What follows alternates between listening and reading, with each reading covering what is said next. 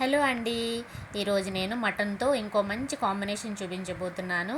అదే మునక్కాయ mutton curry అండి. దీనికి కావలసినది 1/2 కేజీ లేత మటన్ తీసుకున్నాను, 1/2 టీ స్పూన్ పసుపు, 1 table spoon salt, 1 table spoon కారం, 1 టేబుల్ స్పూన్ ఇంట్లో చేసిన గరం మసాలా, 1 టేబుల్ స్పూన్ ఫ్రెష్గా రుబ్బుకున్న అల్లం వెల్లుల్లి పేస్ట్ వేసి ఇలా బాగా మ్యారినేట్ చేసుకోవాలండి. మటన్ని అన్ని ముక్కలకి పట్టే విధంగా ఇలా బాగా మ్యారినేట్ చేసుకుని 1/2 అవర్ నుంచి 1 అవర్ వరకు ఇలా పక్కన పెట్టుకోవాలి. తర్వాత మనకి ఇక్కడ నేను 5-6 మునక్కాయలు తీసుకున్నాను, 4 ఉల్లిపాయలు తీసుకున్నాను. ఇలా మునక్కాయలు ఉల్లిపాయలు తరిగి పెట్టుకోవాలి. ఇప్పుడు స్టవ్ ఆన్ చేసి ప్రెషర్ కుక్కర్ పెట్టుకోవాలి. నేను ఎప్పుడైనా మటన్ కర్రీస్ ఏదైనా కూడా ప్రెషర్ కుక్కర్లోనే వండుతానండి. దీనివల్ల మనకి టైం సేవ్ అవుతుంది, మటన్ కూడా బాగా బాయిల్ అవుతుంది. ముందుగా 2 టేబుల్ స్పూన్ ఆయిల్ వేసాను, ఎందుకంటే మనకి మటన్ నుంచి కూడా ఆయిల్ రిలీజ్ అవుతుంది కాబట్టి తక్కువే వేసుకోవాలి. ఇలా ఫస్ట్ ఆనియన్స్ బాగా వేయించుకున్న తర్వాత కొంచెం మగ్గిన తర్వాత మళ్ళీ ఒకసారి వేయించుకొని మ్యారినేట్ చేసి పెట్టుకున్న మటన్ని యాడ్ చేసుకోవాలి. తర్వాత బాగా కిందికి మీదికి బాగా తిప్పుతూ కలపాలండి. ఎప్పుడైనా కూడా మనం నాన్ వెజ్ వంటకాలని పచ్చివాసన లేకుండా బాగా వేయించడం వల్ల మటన్ చాలా టేస్టీగా ఉంటుంది. హై ఫ్లేమ్ మీద మాత్రమే ఇలా ముందల మనం వేయించుకోవాలి. దానివల్ల మటన్ నీసు వాసన రాకుండా బాగుంటుందండి.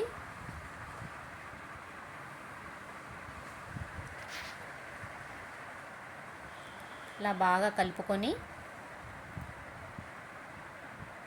ఒకసారి మూతని ఇలా పెట్టుకొని ఫ్లేమ్ని తక్కువ చేసి 5 to 10 మినిట్స్ వదిలేయాలి. తర్వాత చూసారుగా ఇలాగా ఆయిల్ పైకి వస్తూ ఉన్నప్పుడు మళ్ళీ ఒకసారి ఇలా బాగా కలుపుకోవాలి. కూర అడుగు పట్టకుండా బాగా తిప్పుకోవాలండి.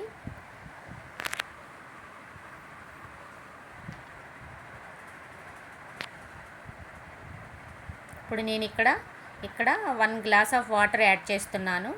1/2 కేజీ మటన్కి 1 గ్లాస్ వాటర్ సరిపోతుంది, అంటే 250 ml అన్నమాట. ఇలా వాటర్ కూడా వేసుకున్న తర్వాత ఇలా బాగా కలుపుకోవాలి.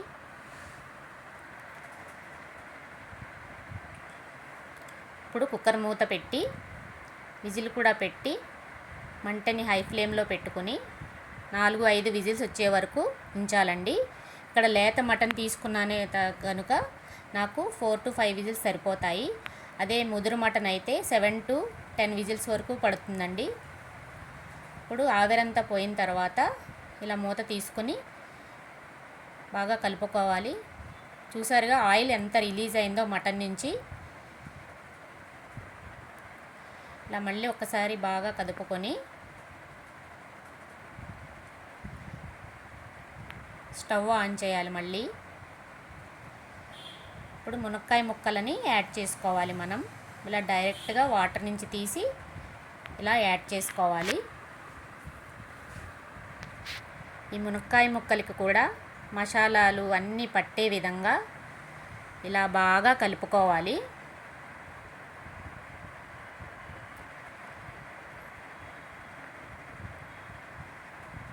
ఇప్పుడు మనం మళ్ళీ ఒక్కసారి మూత విజిల్ పెట్టుకొని ఒక్క విజిల్ మాత్రమే వచ్చే వరకు మాత్రమే ఉంచాలి, లేదంటే మునక్కాయ ఎక్కువ ఉడికిపోతుంది. ఒక్క విజిల్ సరిపోతుందండి. ఇప్పుడు మళ్ళీ ఒకసారి మూత తీసుకొని చూసుకోవాలి. మునక్కాయ మంచిగా ఉడికింది. ఈ మాత్రం బాయిల్ అయితే సరిపోతుంది. కొంచెం వాటర్ ఉంది, దీన్ని దగ్గరికి చేసుకోవాలి. మటన్ అంతా దగ్గరికి అయ్యే వరకు చేసుకొని ఫ్లేమ్ని ఆఫ్ చేయాలండి.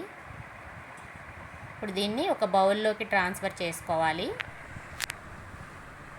దీన్ని రైస్లోకి రసం కాంబినేషన్తో తీసుకుంటే చాలా బాగుంటుందండి. నేను ఇప్పుడు ఈ మటన్ మునక్కాయ కర్రీని రైస్తో మా బ్రదర్కి వడ్డిస్తున్నానండి. తను ఎలా వచ్చింది కర్రీ అని తన ఎక్స్ప్రెషన్స్తో మనకి చెప్తున్నాడు. చాలా బాగా వచ్చిందని చెప్పాడండి. నా ఈ రెసిపీ నచ్చినట్లయితే లైక్ చేసి కామెంట్ చేయండి. Thank you.